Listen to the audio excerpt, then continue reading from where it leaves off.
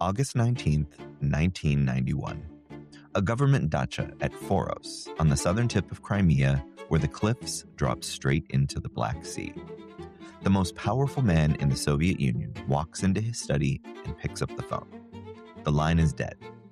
He tries a second phone. Dead. He tries the third, the one wired to the nuclear forces of a superpower. Also dead. Every line in the house has been cut. Mikhail Gorbachev is a prisoner. The men who locked him in here are his own, his vice president, his defense minister, and the head of the KGB. For 2 years, they begged him to do one thing, the thing they swore would save the country. And for 2 years, he said no. So this morning, they stopped asking. They declared a state of emergency in his name and rolled tanks into Moscow without him.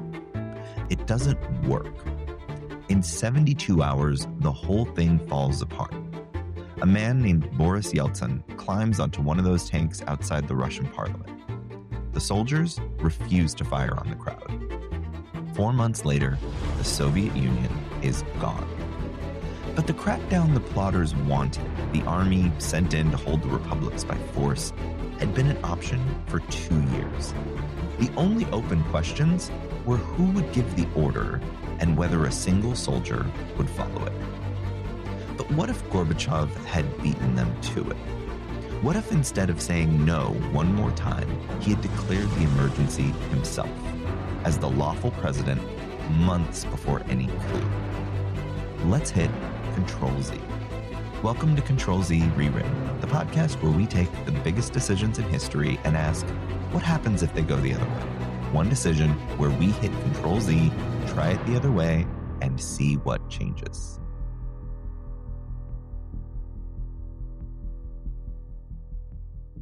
To understand the choice, you have to understand what Gorbachev was holding and how little of it was really still his. On paper, the USSR was the largest country that ever existed. 15 republics, 290 million people, 11 time zones, and around 30,000 nuclear warheads, enough to end our species several times over. And underneath all of it, the place was broke. The state stores were empty. People stood in line for hours to buy bread. The government owed foreign banks something like $65 billion it couldn't pay back, and it had sold off almost all of its gold to cover that gap. The one thing the Soviet economy reliably sold the world was oil. But that price had crashed in 1986 and never came back. The superpower was insolvent. It was also coming apart from the outside in. 2 years earlier, the whole outer ring of the empire broke away. Poland voted the communists out. The Berlin Wall came down in November. Weeks later, Czechoslovakia threw off its government in a bloodless rush they called the Velvet Revolution. In Romania, they stood the dictator against a wall on Christmas Day and shot him. And Gorbachev let all of it go. His own spokesman gave the policy a funny name, the Sinatra Doctrine. Eastern Europe could finally do it their way, like the song. I believe some would say they were doing something stupid. Now, the same idea was loose inside the Soviet Union itself. The republics that actually made up the country, the Baltics, Ukraine, Georgia, the Central Asian states, they were watching Warsaw and Berlin and asking why they couldn't have the same thing. Now, let's talk about Gorbachev for a second, because there is the Gorbachev of the prevailing narrative and the real Gorbachev. The narrative says he was the good communist, the gentle reformer, the one man who wouldn't use violence to hold his country together, which is why it slipped through his fingers. It's a lovely narrative. It's also false.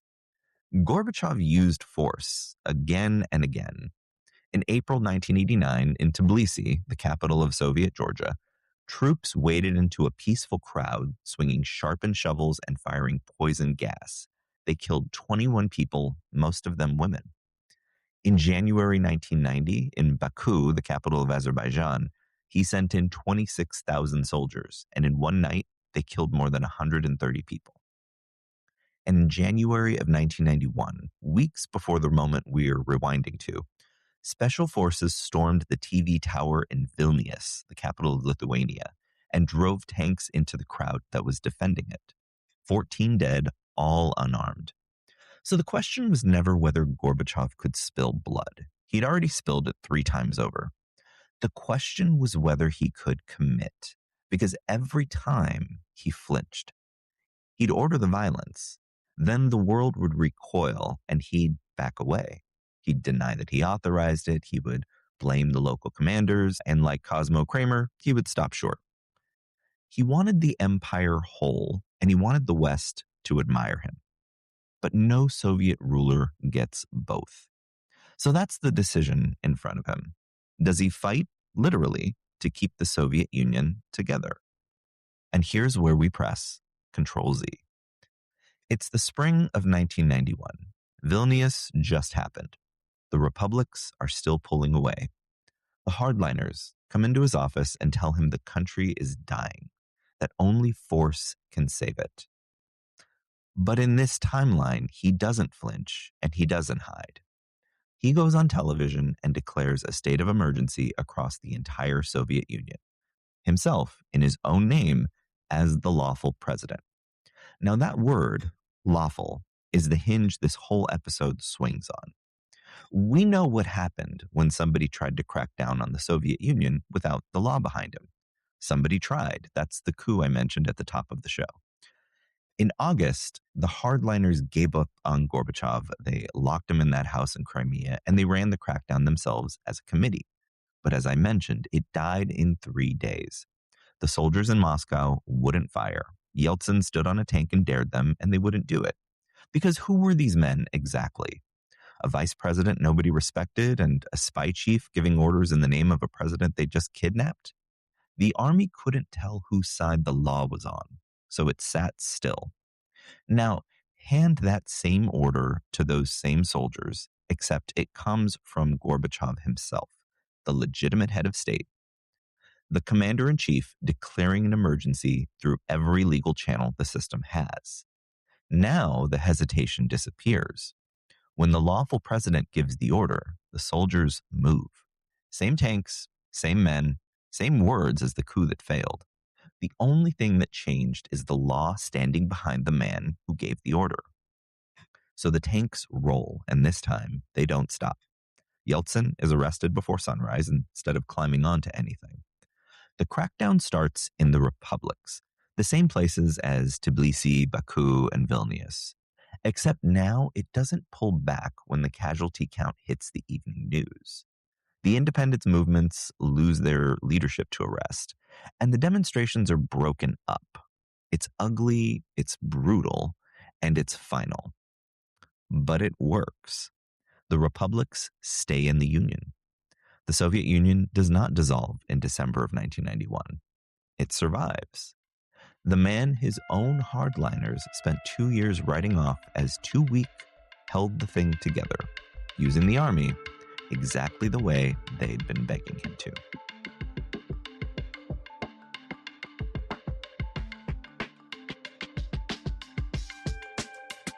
Soldiers can take a television tower. They can put down a rebellion. But they can't fill a grocery store when there's no food. That's the problem the crackdown can't solve. Gorbachev saved the country's borders, but he didn't fix the one thing that was actually killing it. The shelves are still empty. The debt is crushing. And now it's worse. Martial law terrifies the West, and all the loans, the trade, and the goodwill Gorbachev had been chasing dry up overnight.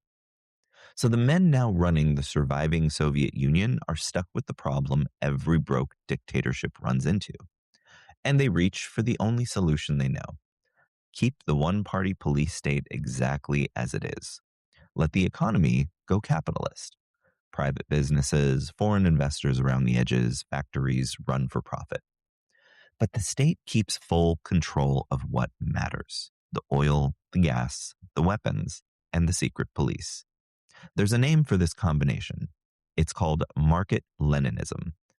Communist politics, capitalist money, no daylight between them. China actually invented it. Now, this wasn't a theory at the time. The biggest communist country on the planet had just done it right next door. June 1989, the same year the Eastern Bloc began to come apart, China had its own uprising. Students packed Tiananmen Square in Beijing demanding reform, and the government sent in the tanks and crushed them. Then, having held the line by force, China spent the next 30 years getting staggeringly rich without ever holding a free election. Deng Xiaoping gave the order in that square and then spent the next decade opening China to foreign factories and private business while the party kept total control. He'd shown that a communist government could crush its own protesters and still grow into an economic power. The surviving Soviet Union copies that model a couple of years later. This is also why the surviving Soviet Union never becomes a winner. China started from a good position. It was poor, but it had a young population, almost no foreign debt, hundreds of millions of farmers ready to move into factories, and a West eager to invest. The Soviet Union starts from the opposite place. It's already industrialized, so the easy growth is gone. It's deep in debt. Decades of military spending have drained it. The West has it under sanctions, and it's spending soldiers and money to hold down republics that want out. It's the same strategy as China, but none of the same advantages. So it survives, and it stays poor. Picture less of a China and more of a North Korea, but North Korea with oil wells and a massive nuclear arsenal. It's poor and it's repressive, but it's still standing. Then, right on cue, it catches a break. In the 2000s, the price of oil goes through the roof. In our timeline, that boom is what let Russia recover, pay its bills, and feel like a great power again. Here, the same flood of petrodollars does the same job for the Soviet Union. It keeps the lights on, it pays the soldiers, and it funds the surveillance. It buys the regime another few decades. The empire runs on oil money and fear in roughly equal measure. And the people who get rich off of it are the ones who already run the state. The KGB officers and party bosses who control the oil and gas end up controlling the money too. None of which makes the inside of this country calm. Crushing the republics in 1991 settles nothing. It just drives the fight underground. The Baltic states, swallowed by Stalin in 1940 and fighting that ever since, become a permanent low-grade insurgency. So does the Muslim Caucasus, and so does the western third of Ukraine. A region called Galicia around the city of Lviv, grabbed by Stalin in 1931, is the most anti-Soviet ground in the whole Union.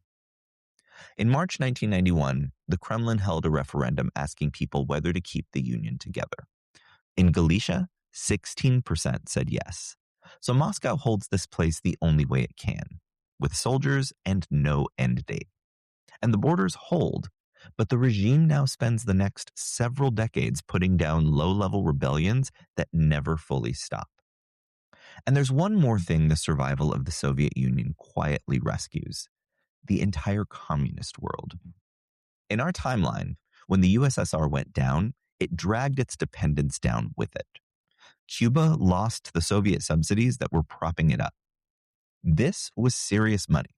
More than $4 billion a year, around a fifth of the island's entire economy. Without it, Cuba fell into a crisis so bad, the government gave it a name. They called it the Special Period. Serious hunger, terrible malnutrition. North Korea lost its Soviet oil and food in the same stretch, and they fell into a famine that killed somewhere between 3 and 5% of the population. And both catastrophes happened for one reason: Moscow stopped sending the check. But in this timeline, the money keeps rolling in. The Union survives, so Cuba never starves. North Korea never has its famine. The whole network of communist states around the world stays propped up by Soviet support. And that does something strange to the century. Communism never gets to fail in public. There's no morning when the world watches the system collapse and decides, out loud and for good, that it doesn't work. The argument just stays open. The regime buys its own survival with oil money and force. And because it survives, the whole world that was supposed to die with it stays standing too.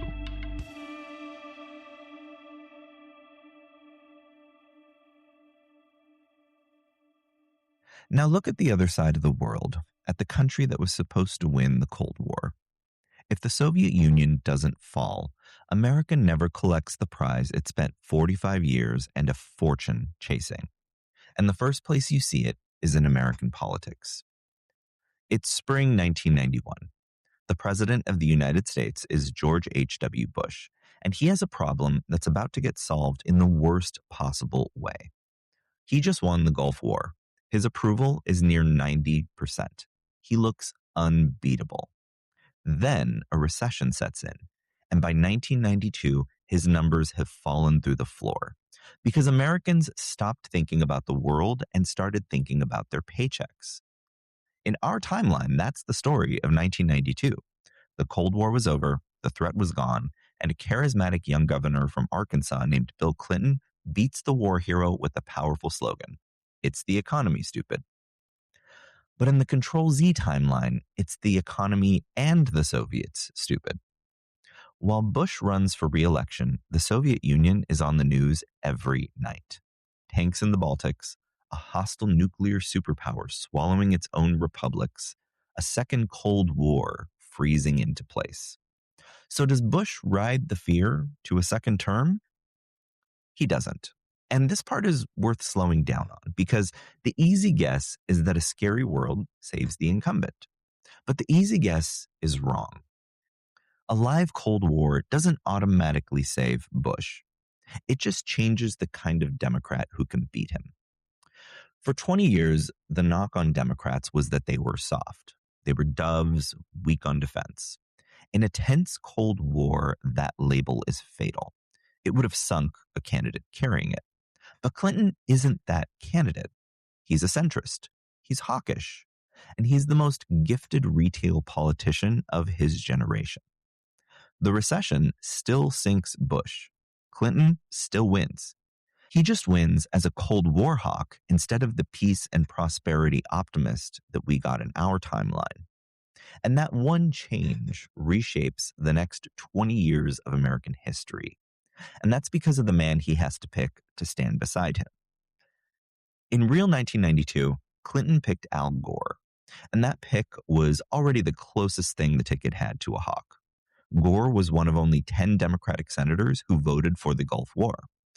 Clinton put him there partly to kill the soft-on-defense Democrat problem, but now crank the pressure up. In a raging Cold War with the Soviet army crushing Lithuania on the evening news, a young senator isn't reassuring enough. Clinton needs a heavyweight, someone who can sit across a table from the men in the Kremlin and not blink. He needs a foreign policy lifer. So he picks Joe Biden. By 1992, Biden has spent the better part of 20 years in the Senate and most of it on foreign relations. He's exactly the graybeard a scared country wants one heartbeat from the presidency. And that one pick changes the 2000 election because the vice president is the heir apparent. In our world, 8 years as Clinton's number 2 is what set Gore up to run in 2000. Here, that inheritance lands on Biden. Joe Biden, who in our timeline doesn't reach the White House until he's nearly 80, is the Democratic nominee for president in 2000 at the peak of his powers. And the other party gets its own earthquake for a related reason. In our timeline, the Republican who won in 2000 was George W. Bush. Now, he won on 2 things, his father's name and a soft peacetime message he called compassionate conservatism, schools and tax cuts. Now, run that campaign in the Control-Z timeline and both of those collapse. The Bush name is no longer an asset because in this world, his father didn't preside over the peaceful end of the Soviet Union and retire a respected elder statesman. He just lost. A one-term failure in a recession. And a gentle message about schools is a punchline in a country on a war footing. A Cold War election calls for a candidate with a war record. Enter John McCain. War hero, prisoner of war for more than 5 years, the most credible national security voice his party has. Now, in our timeline, McCain ran in 2000 and lost the nomination to George W. Bush and the family machine that was running behind him. Take away that machine, put the country on a war footing, and McCain is the obvious choice. So, the 2000 election is Joe Biden versus John McCain. Two foreign policy heavyweights in a country that never stopped being afraid. There's no second President Bush. There's no Bush v. Gore, which means no Florida recount, no hanging chads, no Supreme Court handing a presidency to one side by a single vote. That whole saga, which we talked about a couple episodes ago, the one that traumatized a generation, never happens. McCain edges out a victory in 2000 against his close friend Joe Biden. 8 straight years of one party plus a war hero in a fearful election is a lot to beat. But the bigger change here is the shape of American politics compared to our timeline. In a world where the Cold War never ends, American politics stays clamped onto national security for decades. Both parties keep reaching for generals, for hawks, and for war heroes. That whole tense, sweating, security-obsessed style of the 1980s just keeps going, straight through the 2000s, instead of dissolving into culture wars and reality TV. Because that's what this timeline quietly steals from America, that holiday. In the real 1990s, America got to exhale. It cut the defense budget, it banked the savings, and it balanced the federal checkbook for the first time in a generation and spent the decade feeling safe and getting rich. But none of that happens here. Without peace, you can't have a peace dividend. The defense budget never comes down. The books never balance. And that feeling of finally having won, of the long dread being over, never arrives. The country just stays on watch.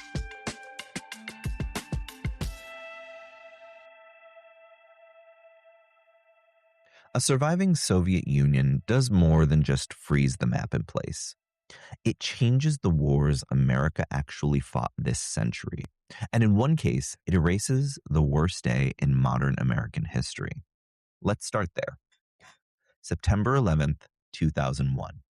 In the Control-Z timeline, it doesn't happen. Now, the men who carried it out still exist. But what's missing is the chain behind them, which runs straight through the Soviet Union. Al-Qaeda needed a home base. The 9/11 plot wasn't cooked up in a cave over a weekend. This was a heavily planned operation that took years of training in camps in Afghanistan under the protection of the Taliban. But where did the Taliban come from? Trace it back, and the answer is the fall of the Soviet Union. Through the 1980s, the Soviets fought a long, losing war in Afghanistan. When they finally pulled their troops out in 1989, they left a friendly communist government behind in Kabul, run by a man named Najibullah. Everyone expected him to fall in weeks, but he held on for 3 more years, beating back the rebels, because Moscow kept him alive with a steady pipeline of money, weapons, and oil. His government lasted exactly as long as the Soviet Union did. The day the USSR collapsed at the end of 1991, the money and the oil both stopped. And within months, his government fell. Rival warlords tore the country apart, and out of that disorder, in 1994, the Taliban emerged, taking the capital in 1996 and giving Osama bin Laden the safe haven where he built September 11th. Now, the Control-Z timeline. Since the Soviet Union doesn't collapse at the end of 1991, the pipeline never gets cut. Moscow keeps propping up its man in Kabul. A friendly government on its southern border is cheap insurance against exactly the Islamic radicalism stirring in its own Central Asian republics. Najibullah, or someone like him, holds on. The country never collapses into civil war, so the Taliban never takes power. And without the Taliban, bin Laden never gets his Afghan sanctuary. Now, let me be clear. Osama bin Laden is still out there in this timeline. Al-Qaeda still forms, and terrorism is still a threat. But the attack on New York and Washington, D.C. needed that Afghan base, and that base never gets built. So without it, 9/11 doesn't happen. But the rage doesn't evaporate. It just finds a different target. Ask who the great enemy of radical Islam really is in this timeline. The Americans are an ocean away, occupying nobody. The Soviet Union is right there, ruling 50 million Muslims across Central Asia, holding down the Caucasus, and propping up the government in Kabul. The Holy War has a near enemy now, a communist, officially atheist state occupying Muslim land directly. So the great terrorist catastrophe of this century is a Russian one. It happens in Moscow. And we know what that looks like because our own timeline ran the experiment. When Russia fought its Muslim population in Chechnya, it got the Moscow apartment bombings. It got the theater siege. It got a school in Beslan where more than 300 people died, most of them children. Now multiply that across an empire holding far more Muslim land by force for decades. The Soviet Union survives, but it pays for that occupation with attacks on its own cities. That's the war that never happens, but there's another one. The Iraq War, the 2003 version, the one that defined a generation of American foreign policy, cost trillions of dollars, took hundreds of thousands of lives, and broke the Middle East wide open. That war was only possible because the United States was the only superpower left. The whole idea under it was that America could now do anything it wanted, anywhere, alone, because nobody was left to stop it. There was a phrase for it in the 1990s. They called it the unipolar moment. One superpower, no rival, free to act anywhere it wanted. That 2003 invasion was that freedom in action. Take that away. Here, there is no unipolar moment. There are still two poles. And the second one, the Soviet Union, was Iraq's old patron. America rolling into a Soviet client state alone with a hostile superpower watching and a live alliance ready to answer. A president who tries that is gambling with World War III, and he knows it. So he doesn't. The American habit of the 90s and 2000s, reaching into countries to remove governments it didn't like, never develops because the thing that allowed it, having no rival, never happens. Saddam Hussein dies in his bed, an old tyrant still in power, still propped up by Moscow. Those are the wars America starts, but the ones it joins flip as well. In the 1990s, when Yugoslavia tore itself apart, America and NATO eventually waded in, bombing the Serbs to save first Bosnia and then Kosovo. They could do it because Russia, Serbia's traditional protector, was far too weak to object. Here, the Soviet Union is not too weak to object. It backs Belgrade the way it always had, and a NATO bombing a Soviet ally becomes the superpower confrontation nobody wants. The Balkans don't get the Western rescue they got in our world. They become another Cold War flashpoint with two nuclear powers backing opposite sides of the same war. And the American military itself ends up built differently. In our timeline, 9/11 turned the most powerful army on Earth into a counterinsurgency force, a generation of soldiers learning to hunt guerrillas in Baghdad and Kandahar. But none of that happens here. No 9/11 set it off, and there's no Iraq to go fight. The American military stays what it was built to be, a heavy conventional and nuclear force still positioned for one enemy, the Soviet Union.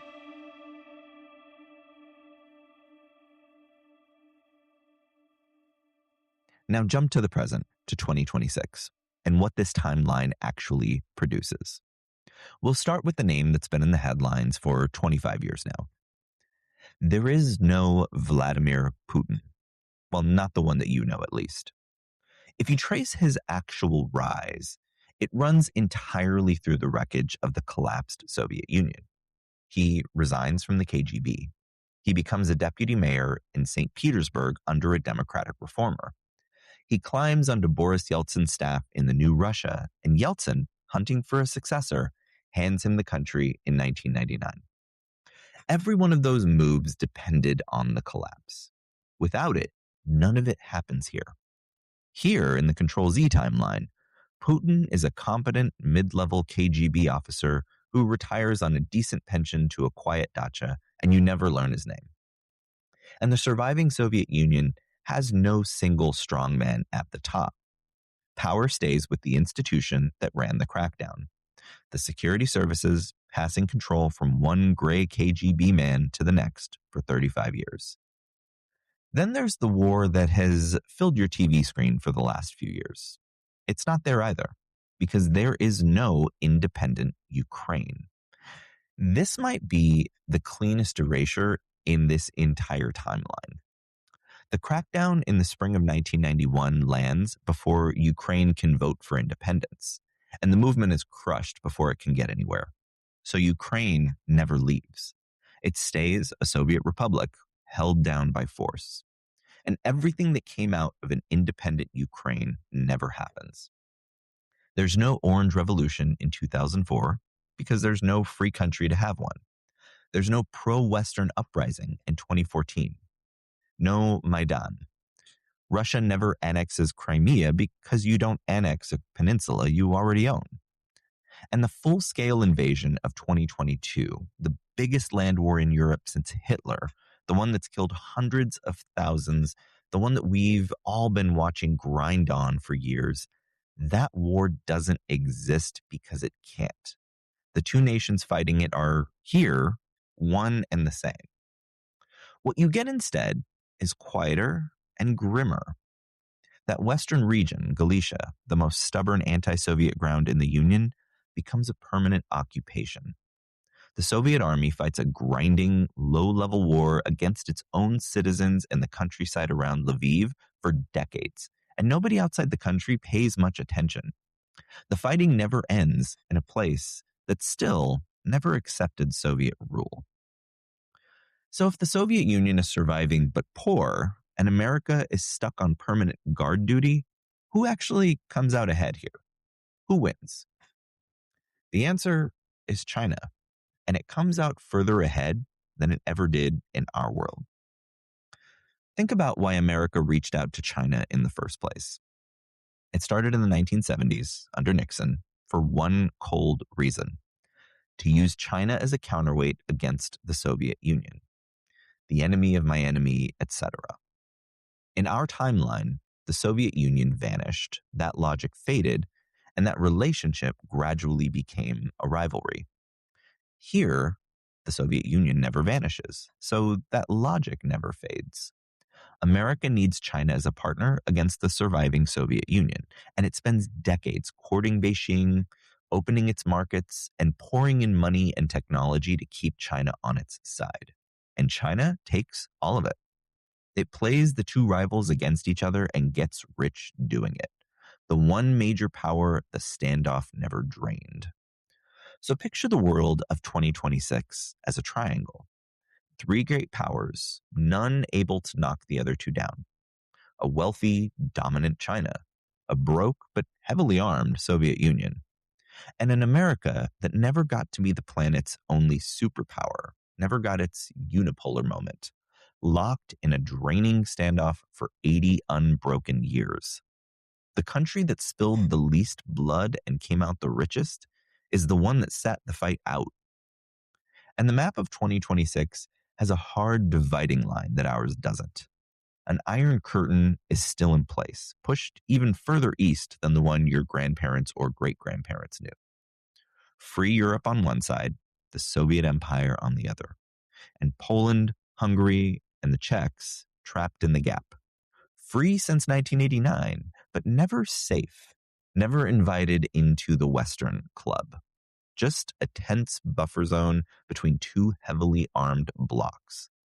The Cold War your grandparents were sure ended in 1991 is here, still running, deep into its 8th decade. And nobody alive can quite remember a world without it.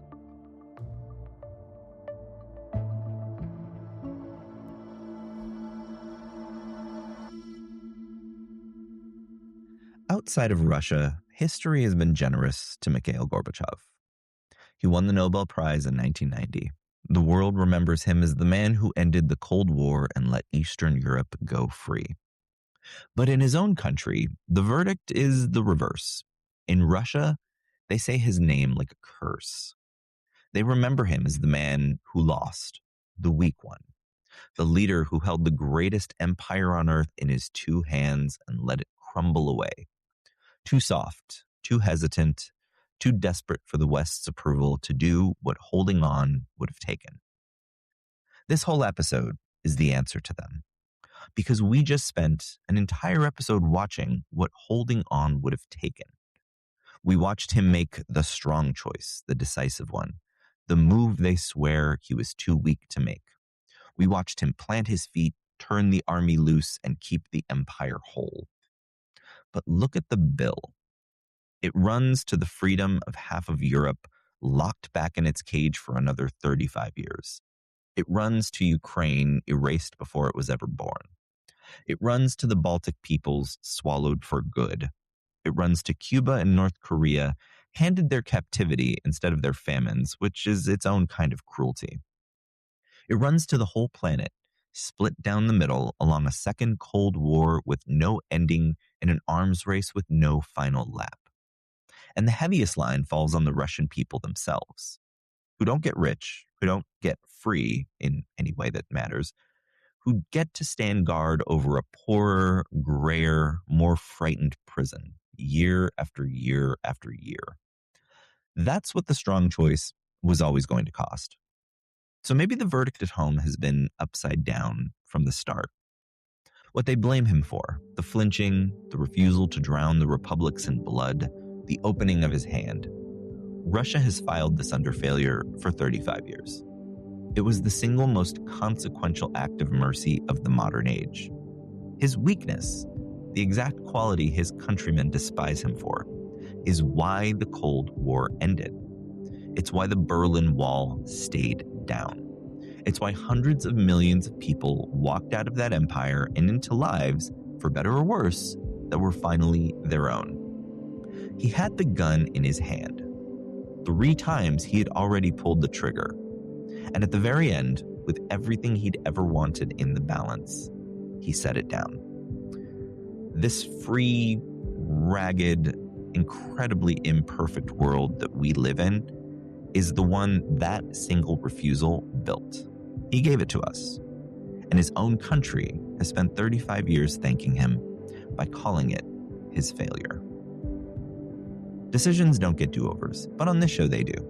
If you like the show, please rate and subscribe wherever you happen to be listening. It helps other people find it and allows me to understand whether people actually enjoy it. Until next time, I'm Kevin Perez Allen. Thanks for hitting Control Z with me.